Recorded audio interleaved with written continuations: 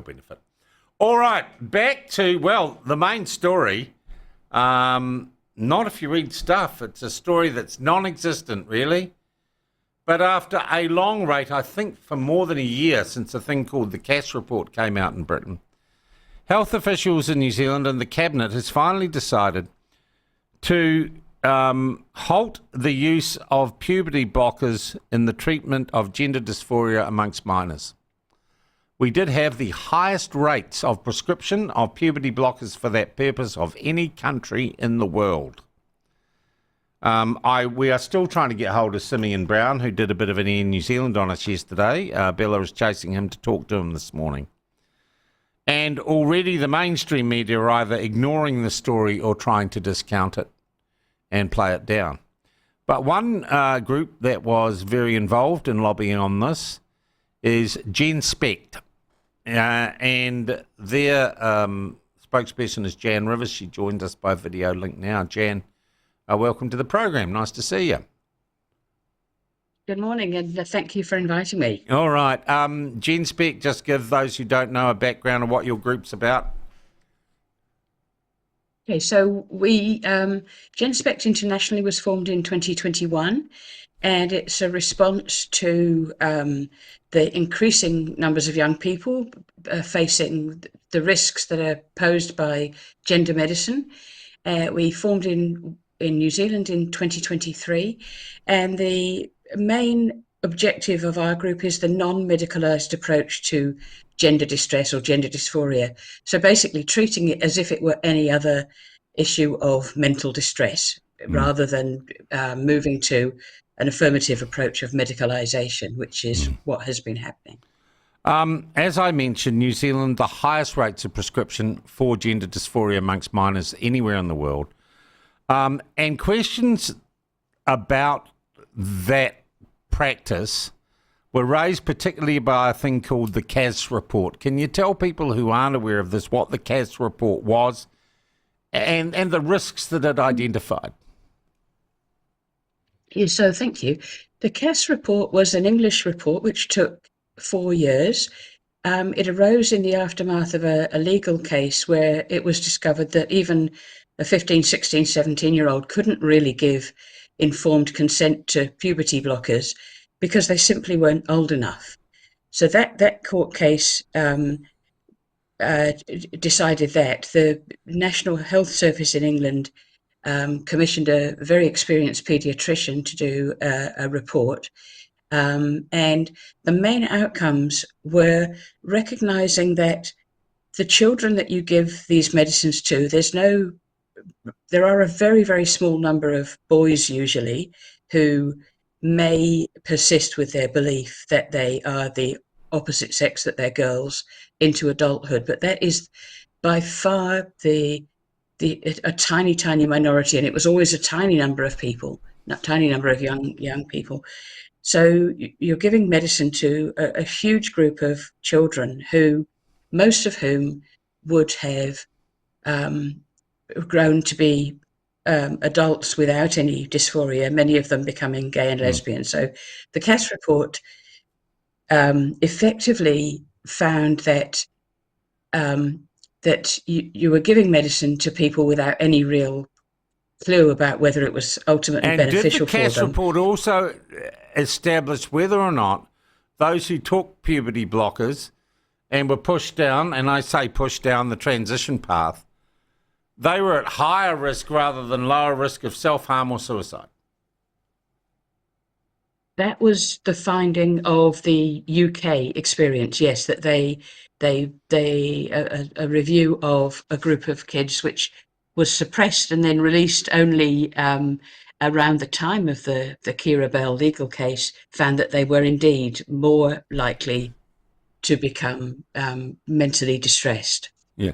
So, Jan, which goes against. In fact, you get a prescription, you get a drug to improve your symptoms, to alleviate pain, or to cure a condition you have. And the fundamental basis of the Cass Report and all of this essentially is that puberty blockers don't do that in any sense for kids with gender dysphoria, right? There's a lot of smoke and mirrors about this, but I believe that is the case. There's very little evidence of benefit. It doesn't Yes. work. It There's, doesn't in fact, improve outcomes. But God, it was the trendy thing. And really, it was the trendy thing to do, wasn't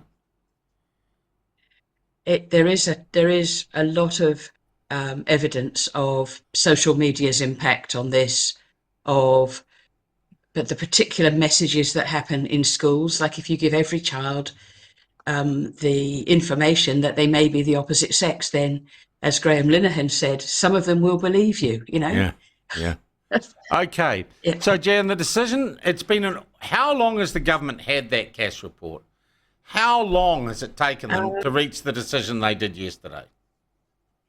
It came out in April 2024, so 18 months. Wow. And has anything changed in that time? Have they got any new research, or have they just been sitting on their hands?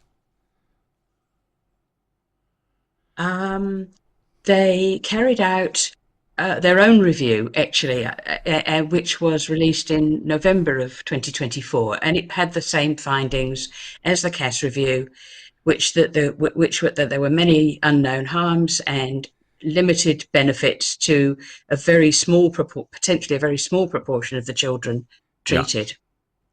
So, but nothing's changed. Yeah. So they've just taken a year to make a rational decision. I'm just trying to figure out why this has taken so long. I couldn't possibly speculate. It's not clear. We would have thought that the review, following the New Zealand review, there was a consultation, and that consultation was, shall we legislate? Do we need to legislate in addition to having greater caution about the prescribing of puberty blockers? And that took place through to the end of I think it closed in early January this year.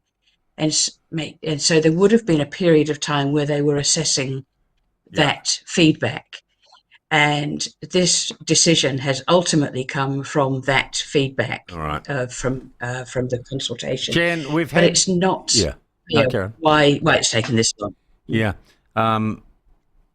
Listeners, maybe. Sue Bagshaw, who's got an ONZM and is supposedly a health expert, has been quoted this morning as saying this is just the politicisation of an issue, and other people saying it's part of a culture war.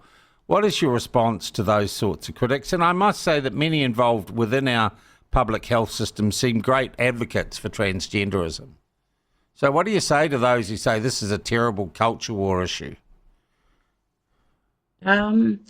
Well, it's not really a culture war, because it was our own policy implemented locally that has had these effects. And Dr. Bagshaw has also said previously that this is a moral panic. But I think that if there is a moral panic, it should be that that we are making children sterile by taking these actions. Yeah. We don't know about the effects on brain development. Suppressing puberty is not a trivial thing to do. I mean, puberty is a fundamental part of our maturation as adults. It gives us that kind of flexible thinking. It is fundamental to how we become adults. So, the issue that I kind of think is, why are we not making sure, and now we will be, that young people come to adulthood as they're with all of their options open, that they won't have had their mental development suppressed, they won't have had they won't have the risk of thin bones, and they won't have the risk of killing themselves because they've messed up their lives by taking irreversible drugs or being mutilated. What happens, to your understanding, under what the ministers announced, to young people already on the puberty blockers? Do we wind them back, or are they the poor old things abandoned to their fate? They will remain on puberty blockers. And the ban, I think, doesn't come into place until mid-December, so there may be a few more who probably be a rush on, won't there? There'll be a rush on, won't there? Who knows, I guess. by woke parents trying to There get their may kids well on be the puberty people, blockers. parents, or that could happen. Yeah. Yes.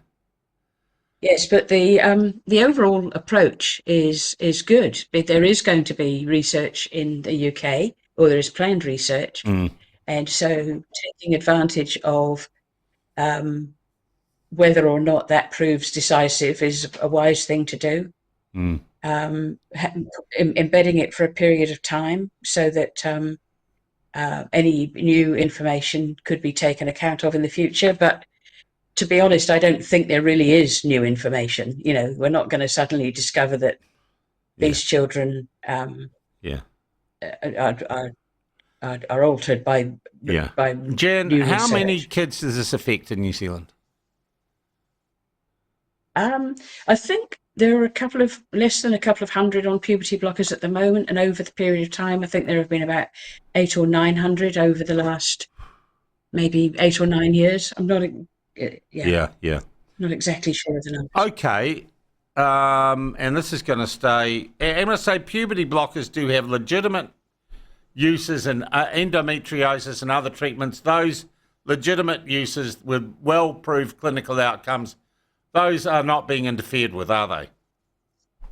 Not at all, no. Yeah. And that includes precocious puberty for a very small number of children who go into puberty at sort of 7, 8, 9. Okay. This is in relation, obviously, to gender dysphoria and the transitioning and trendy woke parents, if I was going to be honest about what I think about it. All right. What happens to your group now that you've scored this victory? Isn't your job done? I suspect there will be a strong pushback, so I suspect that we're going to be busy for some time. There is also a lot of work that the government has to do, and that includes sort of reworking all of the medical pathways for the treatment of young people with gender dysphoria. So one of the things that we want to focus on is the nature of the way that psychology, counselling, psychotherapy are working at the moment, which is that they are dedicated to the affirmative care of young people. Oh, and they're what recruiting. That means is, there are groups inside our schools that recruit people to be gay and to be transgender. There's just no doubt about it. I've experienced it firsthand, personally myself. Not anyone's trying to transition me, but to my child when he was at school. So, Jan, you continue the fight then. For the foreseeable future, I think the fight isn't really going to go away. And we do need to make sure that those medical professionals who would like to take a more liberal approach, a more rounded or analytical approach to working with young people are allowed to do that. Yeah. My other question is, look, this has been fascinating today, and thank you for walking us all through it. Have mainstream media come to you for your comment, given that you're a group specifically lobbying on this issue and involved in this issue for several years, Jan? Unfortunately, not. No. No other media organisation? No. Not Stuff? Not so. Not the Herald, not Television New Zealand, not Radio New Zealand? That is remarkable. You are the people involved and have been involved. You're part of an international group of people that have been involved in this issue for years. Amazing. They'd rather run off to Sue Bagshaw, who says it's all been horribly politicised, rather than get the sort of excellent briefing I just got from you. That beggars belief, Jan. I think balkanised is the word that I use for our media, which is that some of it is completely cloth ears about these issues, and that cannot remain as an appropriate response to this as a live issue now. So it remains to be seen whether there is fairer media coverage by the mainstream media from here on in. Okay, how many? It is extremely disappointing. Yeah, and look, I have to ask this question. It's a legitimate general. How many people involved in GenSpec in New Zealand, or is it just you and a Facebook page? We have a large number of medical people involved. Yeah. Most of them don't want to put their names out in public Yeah. because of the harassment that they will receive And because of from the biased the nature of gender the media medicine side. coverage they get. Yeah. Yeah, but we have been running a series of clinical seminars which have proved very popular that we have so far promoted through the um, the, the people that are part of GenSpec, the medical people that are part of GenSpec, but we also tell the broader group of professional organisations about them, and that they have been proving popular, and we're wanting to raise the profile of them from here on in. Well, Jan, I want to thank you very much indeed for spending this time with us this morning and explaining from your group's perspective what's going on. I would encourage other media to better inform their audiences by doing the same, rather than going to so-called experts who poo-poo this very important issue. I thank you for your time. Thank you very much. Jan Rivers from the group GenSpec. You will not hear that anywhere else in the New Zealand media, because I guess because they're all rainbow ticked, eh?